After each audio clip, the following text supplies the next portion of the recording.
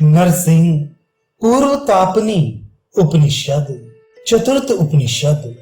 देवताओं ने प्रजापति ब्रह्मा जी से प्रश्न किया, हे देव, मंत्रराज अनुष्टुभ के अंगभूत मंत्रों को बताने की कृपा करें। तब ब्रह्मा जी ने कहा, ओमकार अर्थात प्रणव, सावित्री, यजुर्लक्ष्मी तथा नरसिंह गायत्री को मंत्रराज का अंगभूत जानना चाहिए। जो इनको जानता है वह भौतिक ऐश्वर्य के साथ अमृतत्व को भी प्राप्त कर देता है। ओम अविनाशी है। संपूर्ण दृश्य जगत ओमकार की महिमा से ही चल रहा है। इस ओमकार से भूत, भविष्यत एवं वर्तमान सभी संबंधित हैं। तीनों कालों से परे जो कुछ है वह भी ओमकार ही है। यह सब ब्रह्ममय जगत ओमकार रूप है। परमात्मा रूप भगवान नरसिंह ब्रह्म ही है। सर्वात्म स्वरूप भगवान नरसिंह के 4 पाद हैं, जिसका निवास स्थान जागृत अवस्था और उससे व्याप्त यह संपूर्ण दृश्य जगत है। और बाह्य जगत में जो अपने ज्ञान का विषय बनाते हैं, भुआ आदि 7 लोक जिनके अंग के रूप में हैं। पंच ज्ञानेन्द्रिय, पंच कर्मेंद्रिय, पंच प्राण तथा अंतःकरण चतुष्टय, ये 19 जिनके मुख हैं, जो इस भौतिक जगत के भोक्ता हैं। यह समस्त विश्व जिनका शरीर है तथा इसमें स्थित अंतर्यामी पुरुष होने के कारण जिनका नाम वैश्वानर है। वे वैश्वानर भगवान पूर्णतम परमात्मा भगवान नरसिंह के प्रथम पाद हैं, जिनका निवास स्थान स्वप्नावस्था और उससे व्याप्त यह सूक्ष्म जगत है। जिनका ज्ञान आंतरिक अर्थात सूक्ष्म जगत में पूर्णतया व्याप्त है। जिनके 7 अंग हैं, जिनके 19 मुख हैं, जो सूक्ष्म जगत में व्याप्त उसके भोक्ता एवं पालक हैं। वे प्रकाश पुरुष हिरण्यगर्भ भगवान नरसिंह के द्वितीय पाद हैं। जिस स्थिति में सोया व्यक्ति न कोई कामना करता है न कोई स्वप्न देखता है, वह सुषुप्तावस्था है। उस सुषुप्तावस्था और उससे उपलक्षित समस्त विश्व की प्रलय अवस्था जिनका स्थान है, एक रूप में ही जिनकी स्थिति है, सर्वांग पूर्ण विज्ञान ही जिनका रूप है, जो स्वयं आनंदमय है और चिन्मय प्रकाश रूप मुख वाले हैं, जो अपने स्वरूप भूत आनंद के भोगने वाले हैं। वे प्राज्ञ पुरुष नरसिंह के तीसरे पाद हैं। वे परमात्मा सब कुछ जानने वाले, सर्वांतर्यामी, समस्त जगत के कारण, सबकी उत्पत्ति, स्थिति और प्रलय के कारण वे प्रभु ही हैं।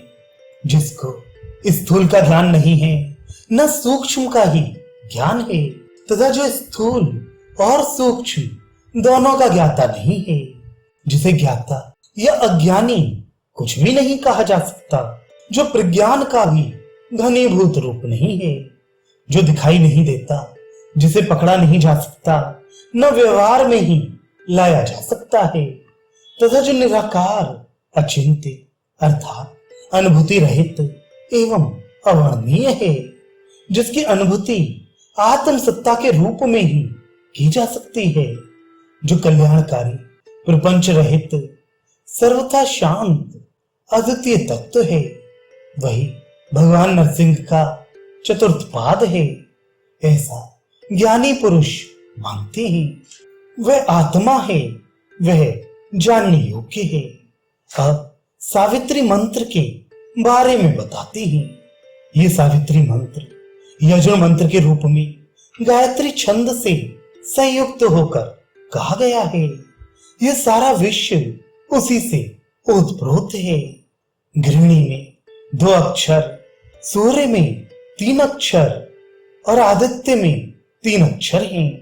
इस प्रकार 8 अक्षरों वाला यह सावित्री मंत्र श्री विभूति से विभूषित है। इस मंत्र को इस तरह से जानने वाला लक्ष्मी के द्वारा विभूषित होता है। ऐसा ऋचा के द्वारा कहा गया है। ऋग्वेद की ऋचाएं स्वयं प्रकाशित परमाकाश रूप अविनाशी ब्रह्म में प्रतिष्ठित हैं, जहां पर सभी देवता निवास करते हैं। उन स्वप्रकाश परमात्मा को जो साधक नहीं जानते, वे वेद पाठ से क्या लाभ प्राप्त कर लेंगे।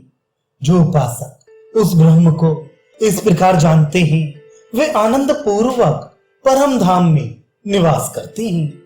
सावित्री मंत्र को जो इस तरह से जान लेता है, ऋग यजुर और सामवेद के मंत्रों की उसे आवश्यकता नहीं रहती। जो सर्व ऐश्वर्यमय देवी भूलोक की लक्ष्मी, भुवालोक की लक्ष्मी तथा स्वलोक की लक्ष्मी है, जिनका नाम कालकर्णी है, वे महालक्ष्मी हमें श्रेष्ठ कर्मों की ओर प्रेरित करें। यह यजुर्वेदोक्त गायत्री महालक्ष्मी की गायत्री है, जो 24 अक्षरों वाली है, जो 24 अक्षरों वाली है। ये जो कुछ भी दृश्य जगत है, निश्चय ही गायत्री स्वरूप है। इन महालक्ष्मी यजुर्वेदमयी महारूपिणी गायत्री को जो जान लेता है, वह महान ऐश्वर्य प्राप्त कर लेता है। हम नरसिंह भगवान को गुरु से जानते हैं। उन वज्र सदृश नख वाले परमात्मा को हम हृदय में धारण करते हैं। वे भगवान नरसिंह हमें सतमार्ग पर चलने की प्रेरणा प्रदान करें। देवताओं और वेदों की कारण भूता यही नरसिंह गायत्री है। जो इस तरह से जान लेता है, वह भगवान को प्राप्त कर लेता है। प्रजापति ब्रह्मा जी से देवताओं ने पूछा, हे प्रजापति, आप हमें यह बताएं कि भगवान नरसिंह किन मंत्रों से प्रार्थना करने पर प्रसन्न होते हैं। ये सुनकर प्रजापति ने कहा, मंत्रराज, अनुश्रुम मंत्र के प्रत्येक अक्षर 32 अक्षर से एक स्तुति मंत्र प्रकट हुआ है। इन्हीं मंत्रों से स्तुति करनी चाहिए।